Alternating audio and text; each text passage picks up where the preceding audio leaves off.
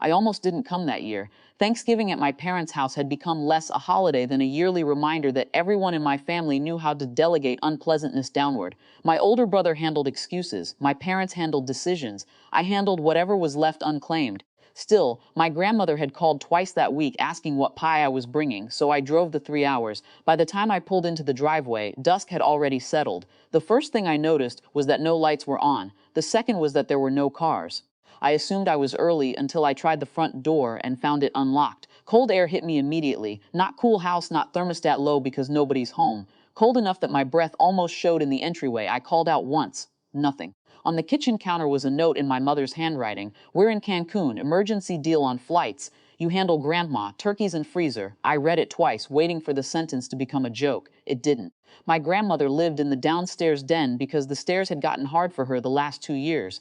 I headed there already angry, but anger vanished before I reached the bottom. The lamp was off, the space heater was unplugged.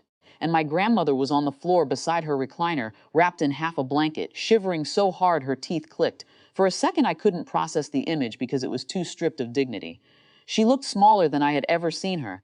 Not fragile in the sentimental sense, abandoned in the practical one. I dropped to my knees and touched her face. Ice cold. Grandma, hey, hey. Her eyes opened. She recognized me immediately, which somehow made it worse. I called 911 with one hand while dragging the blanket fully around her with the other. I plugged the heater back in, though it felt useless by then. The operator kept asking how long she'd been down. I didn't know. I kept saying, I don't know. When I tried to grab the old cordless phone from the side table to call my mother, it wasn't there, neither was my grandmother's cell. I noticed then that the wall charger had been removed too. The operator was still talking when my grandmother grabbed my wrist. Her grip was weak but deliberate. Don't tell them yet, she whispered. I leaned closer because I thought she was delirious. She shook her head slightly. Not yet. Then she pressed something folded into my palm, a small envelope, my name on the front. The ambulance arrived before I could open it. Everything after that moved in fluorescent fragments. Paramedics lifting her, one of them checking room temperature, another asking who was supervising her, me answering questions I hated because every answer sounded negligent even though I had just walked in. Was she alone? Yes. Heat source disconnected? Yes. Primary contact unavailable? Yes. Medication schedule monitored? I don't know.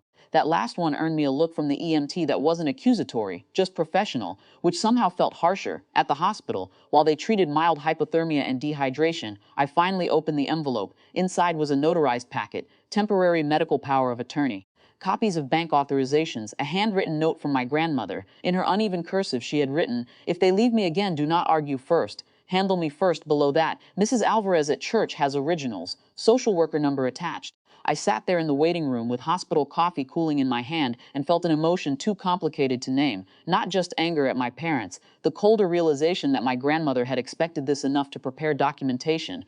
This wasn't a one-time irresponsible vacation. This was a pattern she had quietly measured. A hospital case manager spoke with me before discharge because elderly welfare incidents trigger follow-up now. She asked who would be assuming care over the holiday weekend. I said me. She documented everything. The home temperature, absence of communication devices, unattended fall risk, delayed supervision. Those details entered a chart with timestamps and signatures. By midnight, I had my grandmother settled at my apartment under 3 blankets, muttering that my guest mattress was lumpy.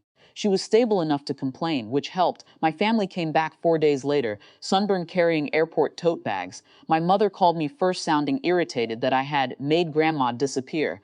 I told her to come to my apartment. When they arrived, they expected shouting. You could see it in the defensive posture, the prepared explanations about cheap flights and assumed coverage, and how grandma had been fine that morning. Instead, I sat them at the kitchen table. In front of me were the hospital incident summary, the case manager's welfare referral, and my grandmother's notarized packet. No speeches, no accusations, just documents. My father read the first page and went silent. My brother stopped trying to joke. My mother reached for the handwritten note and pulled her hand back before touching it.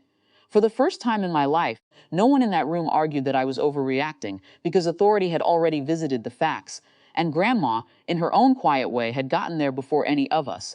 She looked up from the recliner in my apartment living room and said only, I was wondering how long it would take y'all to believe me. No one answered her, neither did I. Some silences finally do the work that family conversation never could.